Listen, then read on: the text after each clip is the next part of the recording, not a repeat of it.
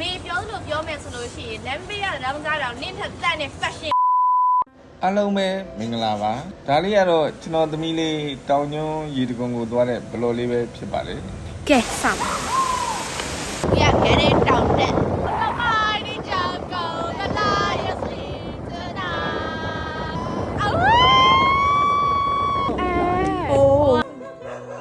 ဆိုင်ရရဲ့အပ်ပြီးတော့တောင်ဆတက်ပါတော့မယ်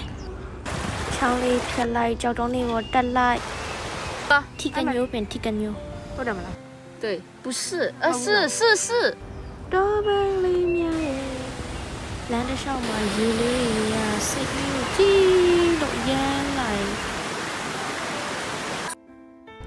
တက်ရတော့နည်းနည်းပပတော့ပြင်မန်းတော့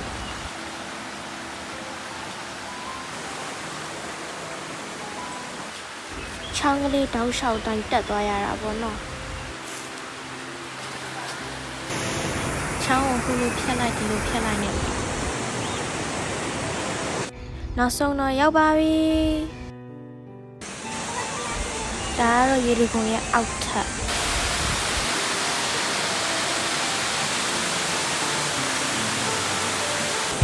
ဒါကတော့အပေါ်ဓာတ်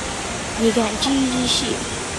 အပေါ်ရောက်တော့ရှိသမျှအမောတွေအကုန်ပြေစိတ်ကလေးကိုဖြီးစိတ်သွားတာအဲ့ပြီးကျွန်တော်ရေချိုးပါတယ်ဒီကတော့အေးစိတ်နေခုနကတော့မြောက်လောင်းကျွန်တော်ပါအဲ့ပြီးကျွန်တော်တို့ရှောက်လို့နေပါတယ်ဟုတ်ကဲ့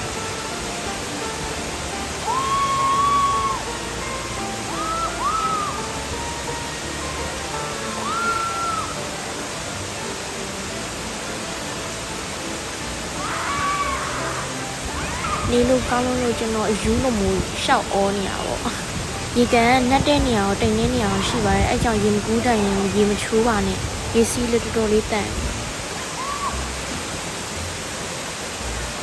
ဒီမဲ့အမကြီးဖီးနေ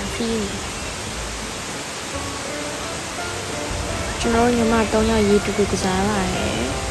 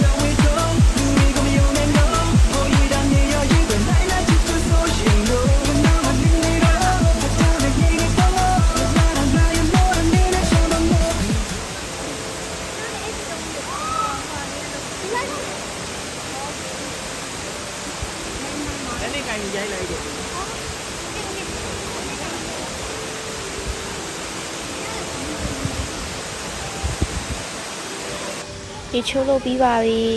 နှခမ်းနေလဲပြားနေပြီလူကလည်းတုံနေပြီအဲကြောင့်မို့အုပ်စုလိုက်ကြီးတောင်းမို့ဒီမဲ့နေဘူးစားလုံးနေရဖြစ်ပါတယ်နောက်တစ်ဖက်လည်းရောက်လာပါတယ်အပေါ်မှာလူများနေလို့ကျွန်တော်တို့တစ်ဆင့်ပြန်ဆင်းကျွန်တော်တို့လေးလက်စားရတယ်ဒီဗီဒီယိုလေးနဲ့လေးလက်စားရ share လက်ဖက်တော့ကိုဝတန်းရဲ့ဒီတောင်ကိုကြုံကြော်ရော share ပဲ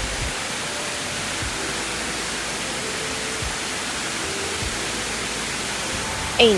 နေကျွန်တော်လည်းကြောက်တုံးမျိုးပေါ်တက်ပြီးမျိုးစားတုံးပါတယ်ဒါတော့ကျွန်တော်တို့နေ့လက်စားစားတဲ့ view ပါအိပ်ပျော်သွားတော့မိ